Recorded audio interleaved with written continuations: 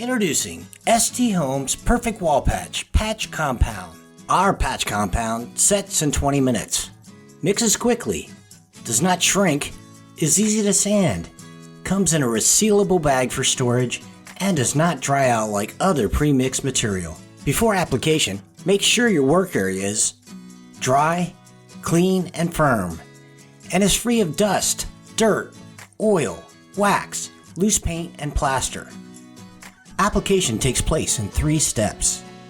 Step 1 is to mix your patch compound. Add 2 parts patch compound to 1 part clean water. Then mix to the consistency of a thick paste. Step 2 is to fill the hole with your first application. Use the trowel to fill the hole. Push material into the holes so that it goes into the holes in the wall plate and touches all edges of the drywall. Now allow your patch compound to dry before beginning step 3. Step 3 is your second application. Mix enough material to put the final top coat on the wall. Smooth the wall with the trowel. Let the patch compound dry.